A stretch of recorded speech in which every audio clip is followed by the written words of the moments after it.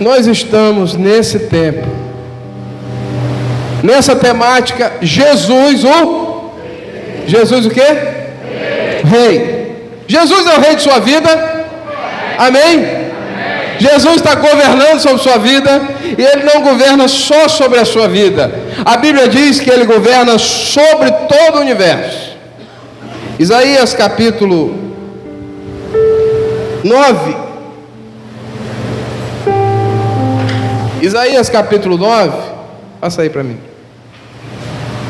Diz assim: o governo está sobre os seus ombros. Apocalipse diz que o seu nome é Rei dos Reis e Senhor dos Senhores. E o anjo disse a Maria que a criança que ela estava gerando era um rei,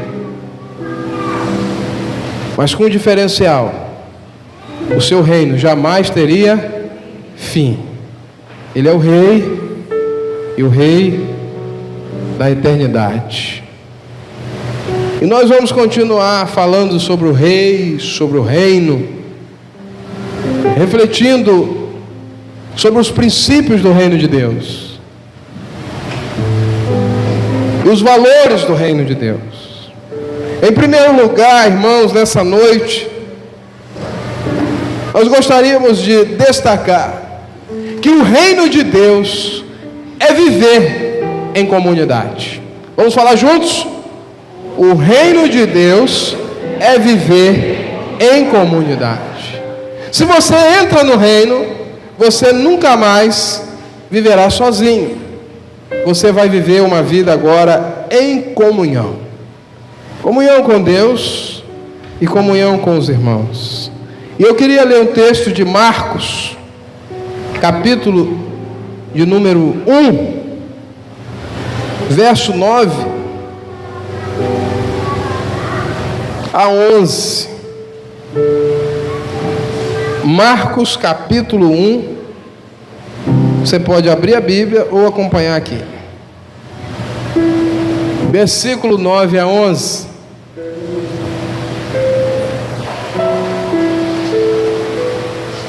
Marcos 1, de 9 a 11. Quem achou diz amém. Amém. Quem não achou, misericórdia. Todo mundo achou. Você pode acompanhar aqui. Naquela ocasião, veio de Nazaré, da Galileia, e foi batizado por João no Jordão. Assim que saiu da água, Jesus viu os céus se abrindo e o Espírito descendo como pomba sobre ele. Verso 11, vamos ler juntos? Então veio dos céus uma voz, dizendo o quê? Tu és o meu filho amado, em ti me agrado. Não é comum nas Escrituras o Espírito Santo ser retratado ou aparecer na figura de uma pomba. Parece que Marcos está fazendo uma ligação direta com Gênesis. Se nós formos ler o texto de Gênesis, capítulo 1, versículo 2, diz assim: a terra era sem forma e vazia, e as trevas cobriam a face do abismo, e o Espírito de Deus, quem sabe, se movia ou pairava sobre a face das águas.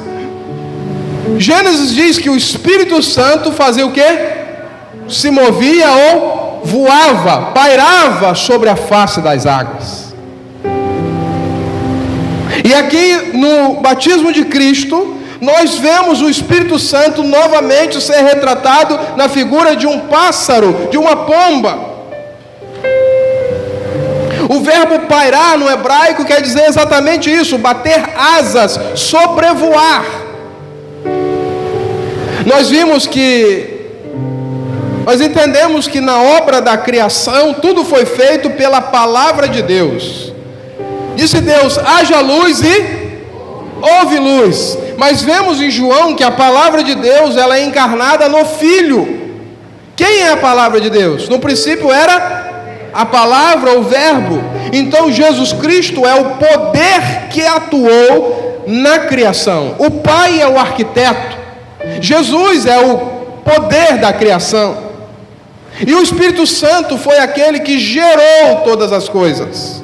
O Pai, o Filho e o Espírito.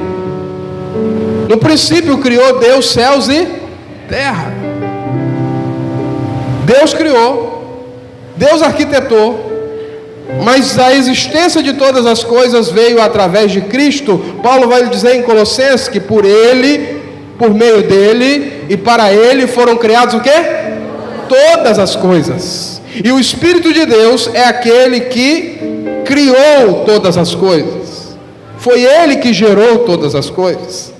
E agora no batismo de Jesus, nós temos novamente a Trindade aparecendo. O Filho estava sendo batizado. O Espírito Santo desce na figura de uma pomba. E onde está Deus? O Pai? Está aí ou não? O versículo 11 que nós lemos diz o quê? Uma voz do céu se ouviu: Tu és o meu Filho amado, em quem a minha alma tem prazer, ou em ti me agrado. A criação e a redenção, as três pessoas da Trindade estão ativas para nos mostrar, irmãos, que tanto a criação quanto a redenção são obras e estão no plano de Deus. Nenhum teólogo desse mundo consegue explicar com exatidão o mistério da Trindade. Os nossos irmãos que vão ser batizados hoje certamente estudaram bastante sobre a Trindade. E quem sabe nós vamos dar uma oportunidade a eles aqui de explicar o que é a Trindade. Quem topa o desafio? Cadê o presbítero Fernando? É um bom professor, explicou bem o que é a Trindade. Ninguém vai topar o desafio? Como entender um Deus que é único, mas que se manifesta em três pessoas distintas em igual real, em igual poder e igual glória? O Pai, o Filho e o Espírito Santo. Para mostrar para mim e para você que o próprio Deus, antes da criação, já vivia em comunhão, em comunidade. A Trindade é uma comunidade santa e eterna: Pai, Filho e Espírito Santo. Deus não quer que ninguém viva sozinho nem isolado, não é plano de Deus. O próprio Deus, que é suficiente em todas as coisas, escolheu viver em comunidade. E o reino de Deus é viver em comunidade. As pessoas da Trindade se completam e vivem em eterna harmonia e amor. Para mostrar para mim e para você como é que nós devemos viver ou pautar nossa vida no reino. Na Trindade não tem egoísmo, eles vivem um para o outro. Eles vivem para satisfazer um ao outro, eles vivem para glorificar um ao outro, não para glorificar a si mesmo.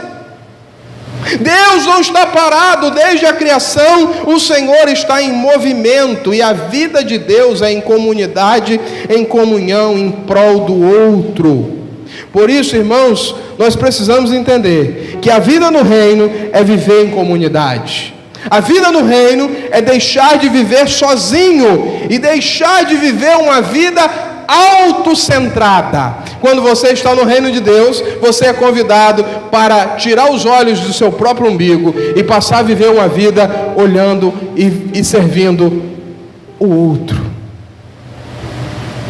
Nunca vou esquecer um testemunho que nós ouvimos aqui de uma de nossas irmãs, dizendo como que a vida dela mudou quando ela tirou o foco dos seus próprios problemas e passou a enxergar que as pessoas que estavam ao seu redor também têm problemas e também têm necessidades. Nós não fomos chamados para servir a nós mesmos. Nós não fomos chamados para glorificar a nós mesmos. Nós não fomos chamados para viver uma vida autocentrada. Nós somos chamados para viver uma vida outrocentrada. Esse é o amor de Deus. Amém, irmãos? No reino de Deus, O reino de Deus é um reino de amor. O reino de Deus é um reino de serviço. E não há no reino espaço para um serviço, nem um amor interesseiro. Ou seja, eu te amo, eu te sirvo, porque você pode me dar alguma coisa em troca. Isso não é o amor de Deus, isso não é o reino de Deus. Reino de Deus é amar ao outro como a si mesmo e servir ao outro como você estivesse servindo a Deus, sem esperar nada em troca, esperando apenas a recompensa do Senhor da nossa vida. Quando você serve a Deus para prosperar, você não está servindo a Deus, você está servindo a você mesmo. Quando você serve a Deus para se dar bem na vida, você não está servindo a Deus, você está servindo a você mesmo. Se você pensa que você vai se tornar membro dessa igreja, para ir a sua vida vai melhorar, você vai usar a Deus apenas para se satisfazer, você não está servindo a Deus, você está querendo ser servido. E o reino de Deus é exatamente o contrário, é você viver em comunidade, é você viver em prol das outras pessoas. Nós falamos aqui no UFC da família que quem casa nos princípios da palavra de Deus não casa para ser feliz, casa o quê? Quem lembra? Para fazer o outro feliz. Isso é um reino, é você casar, é você viver não em prol de sua vida, mas em prol do outro. Foi o que Jesus nos ensinou a fazer, irmãos. Nós não servimos a Deus porque Ele pode nos livrar ou porque Ele pode nos castigar. Nós servimos a Deus porque Ele é merecedor de toda a honra e de toda a glória. Nós servimos a Deus porque Ele é o Rei da nossa vida. Somos chamados para servir a Deus e servir ao próximo, sem esperar nada em troca. Isso é o reino, simplesmente por causa do amor, simplesmente porque nós somos chamados para viver em comunidade. Segundo lugar, irmãos, nós precisamos pensar no reino. E aí a gente fala de comunidade, de família, tudo beleza, mas eu preciso te mostrar essa outra face do reino. Reino de Deus é? Reino de Deus é? Reino de Deus é? Batalha. Quem pensa que está no reino de Deus é viver uma vida eterna de férias, está redondamente enganado. Nós não fomos chamados para viver debaixo de sombra e água fresca. A Bíblia diz que o reino é batalha. A Bíblia diz que o reino é luta. Jesus acabou de ser batizado e ele vai para onde? O que vem depois do batismo, meus irmãos? Vem o quê? Deserto e tentação. Você está ouvindo? Tem gente que fala assim: pastor, eu não posso tomar a ceia porque eu estou em pecado. É o pecado que te afasta da ceia ou é a ceia que te afasta do pecado? Você precisa entender. Minha preocupação não é o pré-ceia, minha preocupação é o pós-ceia. Porque depois da ceia é que vem o Getsemane. Não é antes não. Você vem aqui, recebe a ceia hoje, participa da ceia, amanhã muitos de nós vão entrar, sabe aonde? No jardim da provação e da tentação. Você está aqui se fortalecendo para você enfrentar a batalha amanhã. É isso que significa participar da ceia do Senhor. Muita gente diz assim: uma luta para me batizar. Eu fico preocupado com depois do batismo, porque já vi muita gente afundar na vida cristã depois de ser membro da igreja.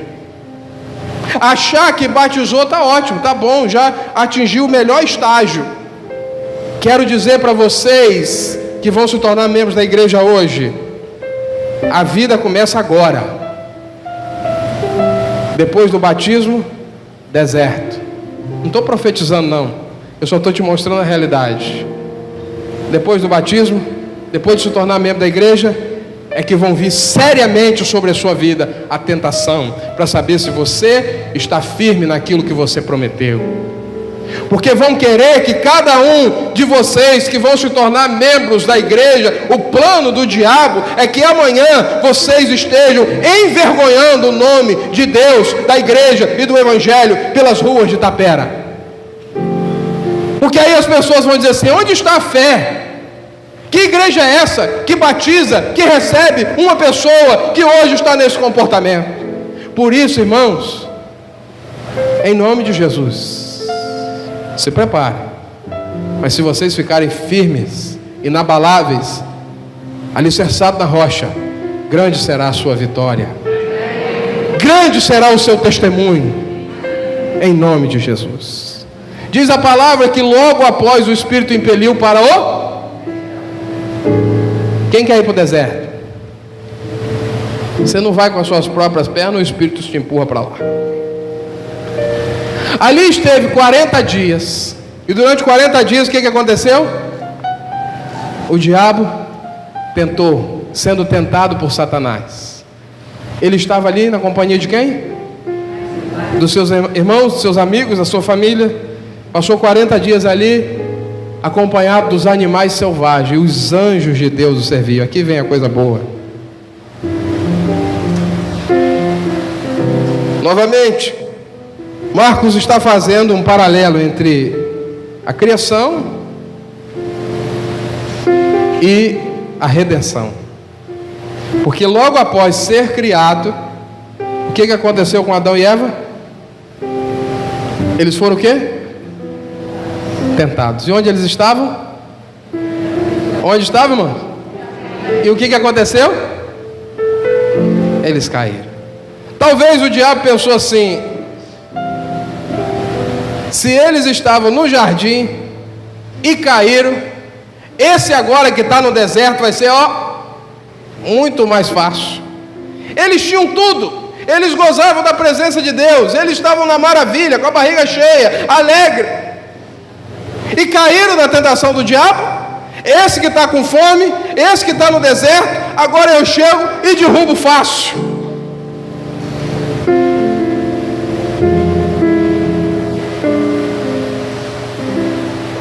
Jesus estava com as feras, com os animais selvagens.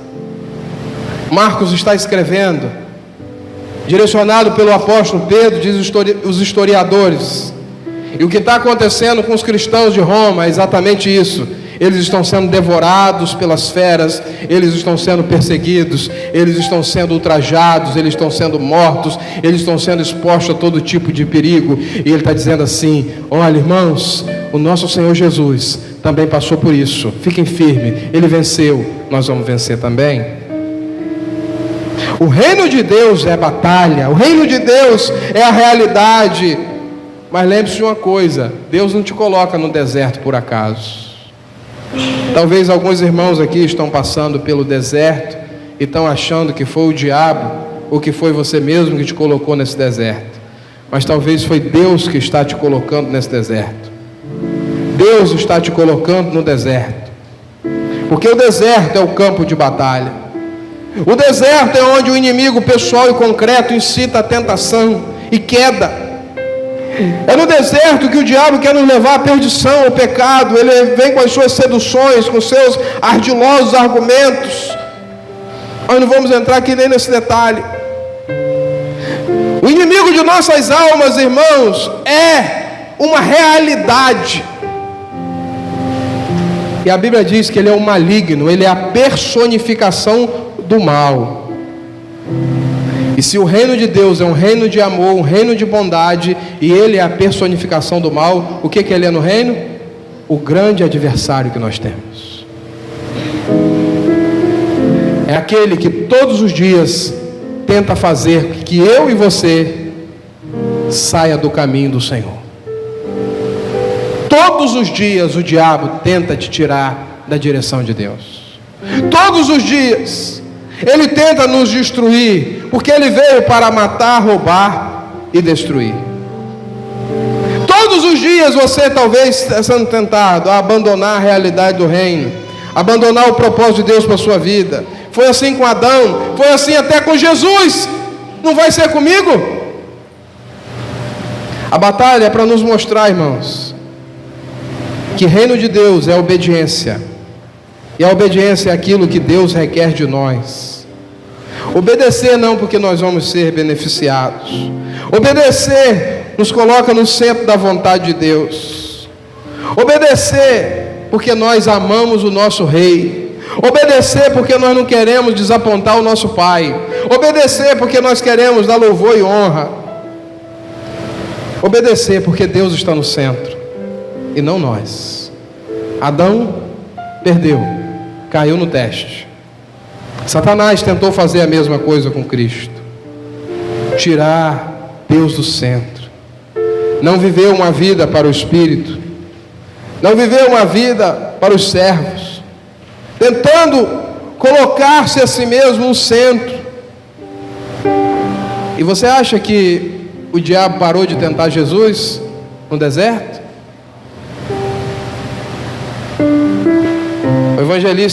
Outro evangelista diz que ele deixou Jesus até ele encontrar novamente uma ocasião oportuna para perturbar de novo. É uma luta. Adão e Eva se deixaram iludir por Satanás. Querido irmão, o inimigo também está tentando investir contra a sua vida. Ele está tentando fazer você pensar que você é o centro de todas as coisas. Ele está soprando na nossa vida que nós devemos viver uma vida para agradar e satisfazer aos nossos próprios interesses. Ele quer que nós tiremos Deus do centro da nossa vida. Ele quer que nós não olhemos para Jesus como o Rei da nossa vida. Ele quer que, como Adão e Eva, eu e você passe a não confiar mais em Deus. Mas nessa noite nós vamos dizer para Ele que Ele é um derrotado. Amém? Ele é um derrotado na nossa vida. Jesus Cristo é o nosso Rei e a vitória está nas nossas mãos através de Jesus. Jesus venceu o maligno e nos dá autoridade também para ter essa vitória. Ele é mentiroso, ele é sagaz, mas maior o que está em nós do que o que está no mundo. Não obedeça a voz de ninguém, a não ser a voz do Senhor na sua vida. A realidade que você está enfrentando, meu irmão, é realidade de batalha, de deserto, de ferida, de tentação, de perseguição. E muitos chegaram aqui hoje se achando fracos.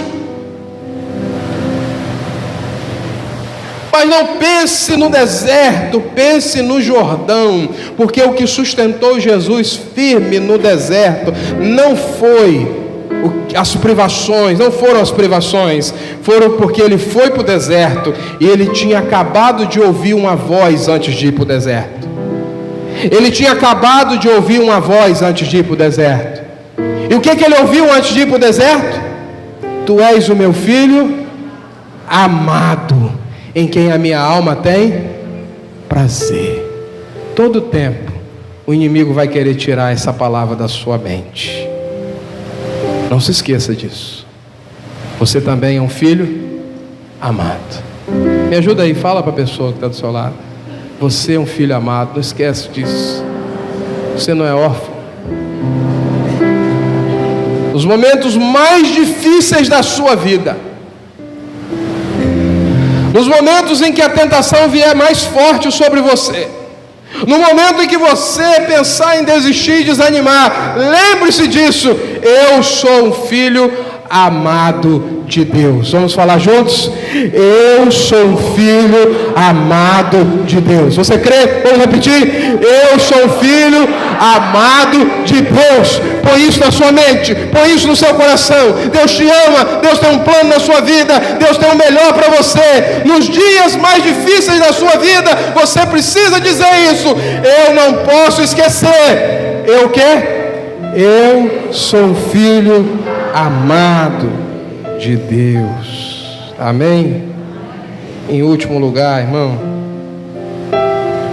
nós precisamos entender que a realidade do reino,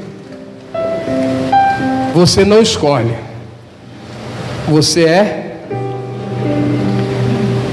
No reino de Deus você não pede para entrar. O que acontece?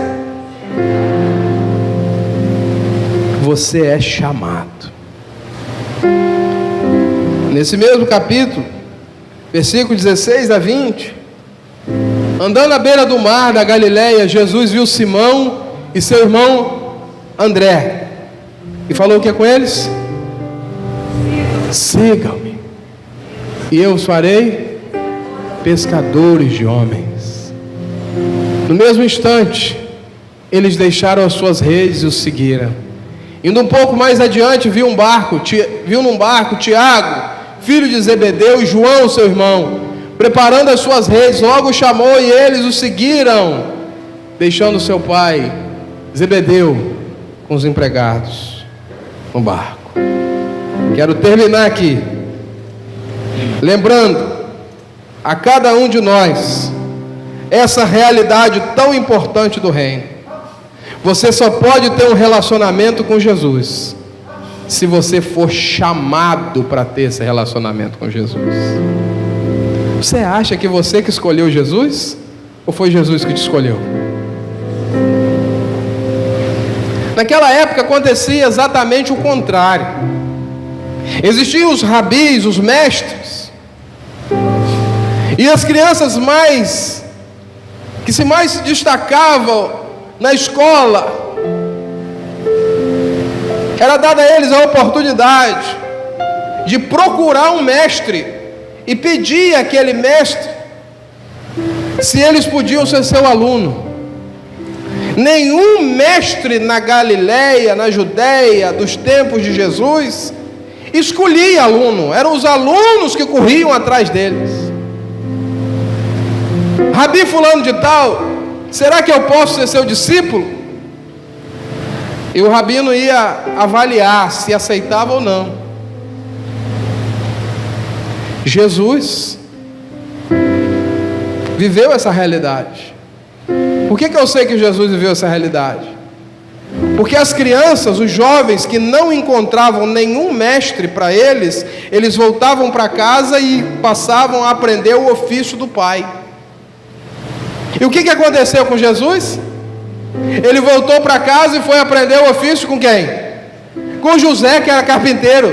Nenhum mestre de Israel quis aquele menino pobre, aquele menino de Nazaré. Ninguém aceitou. A única coisa que você serve é servir para ser carpinteiro. Volta e vai viver com seu pai. E surpreendentemente, ele volta depois dos seus 30 anos, agora como mestre. E não são os alunos, os discípulos que escolhem, mas ele passa na beira do mar da Galileia, ele passa naquela região e começa a escolher os seus discípulos. Porque no reino de Deus é assim, irmãos. E essas pessoas que foram chamadas não pensaram duas vezes. Quando Jesus disse: vem e segue-me, diz a Escritura que eles largaram tudo e passaram a seguir a Jesus. Por que ele pode chamar? Por que ele pode convocar? Sabe por quê? Porque ele é o quê? Ele é o rei. O rei chama e está chamado. Ele passou debaixo de uma árvore, tinha um baixinho em cima da árvore, e ele disse assim: ô Zaqueu, por obséquio, por favor, será que eu posso ir na sua casa hoje? Foi assim que ele falou? Ele disse: Zaqueu, desce depressa, porque hoje me convém pousar na sua. Por que ele pôde falar isso? Porque ele é o rei. E Zaqueu, que não era bobo nem nada, disse assim: prontamente, Senhor, eu estou obedecendo a sua voz. Abriu a casa e viu salvação naquela casa. O jovem rico não foi assim. Ele disse: vai, vende tudo que é teu e me segue. Ele ouviu a voz do rei e não obedeceu. O outro chegou para Jesus e disse assim: ah, Senhor, deixa primeiro eu casar, deixa primeiro eu despedir dos meus pais, deixa primeiro eu cuidar da minha vida. Jesus falou o quê? Não. Eu chamo. Você tem duas opções: ou você vem, ou você não vem. Fica. Não tem conversa, não tem condição. Ou é tudo ou é nada. Não tem barganha. Porque um rei não faz barganha, um rei dá ordem. E quem entende isso, irmão, toma uma decisão radical e imediata. Rompe com as suas tradições, rompe com a sua cultura, porque entende que seguir Jesus é prioridade absoluta na vida do discípulo. Quem eram esses homens? Eram os pescadores, homens comuns, gente bruta, ignorante, gente do povo, os Zés ninguéms da Galileia. Não tinham conhecimento acadêmico, não eram filhos de famílias conhecidas, nem de grande importância na religião. Se fosse eu que fosse escolher, talvez não escolhia nenhum dos 12. Mas quem escolhe é quem? É o rei.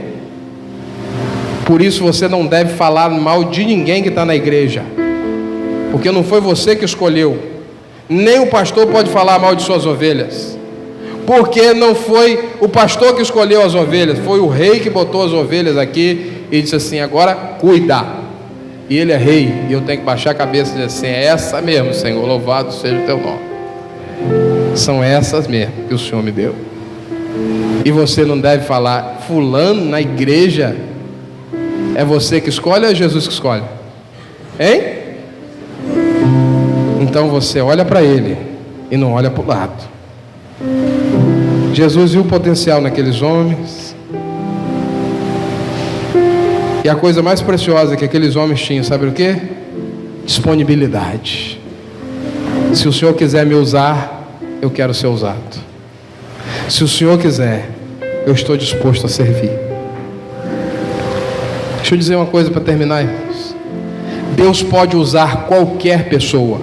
Está ouvindo? Deus pode usar qualquer pessoa, desde que essa pessoa esteja disposta a ser usada por Deus. Desde que essa pessoa seja disponível. Sabe o que Deus quer de mim e de você? É apenas um coração aberto para receber, para aprender. Apenas uma vida sedenta para conhecer mais de Deus e das suas coisas. O rei está chamando pessoas aqui nessa noite. O rei te chamou, amém? Deus te chamou. Você pensou assim: foi o fulano que me chamou, foi o fulano que me convidou. Mas antes de alguém te convidar para estar aqui nessa noite, Jesus Cristo sabia que você estava aqui, marcou esse dia e te trouxe. Não foi você que veio, foi Ele que te trouxe. Você vai ser batizado hoje? Você está pensando que você está vindo aqui com as suas próprias pernas? Não, é o Senhor que está te trazendo até aqui. Você não escolheu, você foi escolhido. Louvado seja Deus, porque Ele me escolheu um dia. Louvado, eu não tinha nada de precioso, eu não tinha nada de bom, mas Ele pela sua graça me escolheu. E a mesma coisa fez com você, irmão. Sabe por que Ele te escolheu? Para ser um agente de transformação nesse mundo. A partir de você, a sua família vai ser mudada. A partir de você, Tapera não será mais a mesma. A partir de você, Campos sofrerá um impacto, porque você está sendo levantado para ser um agente de transformação nessa família, nesse bairro, nessa cidade. Quem recebe essa palavra? Amém? Deus vai usar você para transformar realidades. Amém, irmão? Agora, deixa eu te dizer uma coisa. Você só pode ser um agente de transformação se você for transformado. É por isso que Ele quer transformar a sua vida. E só é transformado quem anda com Jesus e escolhe andar ao seu lado todo dia. Quem escolhe viver perto do Rei. Ande perto do Rei, e a sua vida nunca mais será a mesma. Ande perto de pessoas que te levam para perto de Deus. Deixa eu falar uma coisa aqui, e essa veio direto. Tem pessoas que estão aqui nessa noite, que estão andando com pessoas, outras pessoas, que ao invés de te trazer para perto de Deus, está te levando para mais perto do mundo. Pessoas que estão te afastando de Deus. Você precisa escolher andar perto de gente que vai te levar para mais perto de Deus. E quando você estiver bom, preparado, você vai lá e vai trazer essas pessoas para perto de Deus. Amém? Não foi você que escolheu. Você foi escolhido. Vamos ficar de pé? Que maravilha, irmão. No meio de tanta gente, Jesus olhar para mim. E assim como ele chamou Simão, chamou André, chamou Tiago, chamou Mateus, ele me chamou e ele te chamou. Um dia ele passou pela sua vida e te chamou pelo nome, e você ouviu a voz do Rei, e você não teve outra alternativa a não ser render a sua vida a Ele.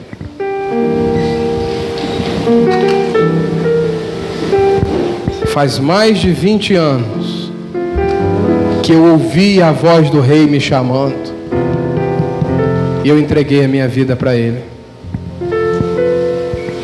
E nem um dia nesses 20 anos eu me arrependi de ter entregado meu coração nas mãos de Jesus. Eu nunca vi uma pessoa entregar a sua vida a Jesus e a sua vida piorar. E talvez Ele está te chamando hoje. Se você ouvir a voz do Senhor, eu queria que você entendesse e seguisse os passos do Senhor Jesus. Segura as crianças aqui um pouquinho. Deixa eu entrar agora não. Feche seus olhos. Põe a mão sobre o seu coração.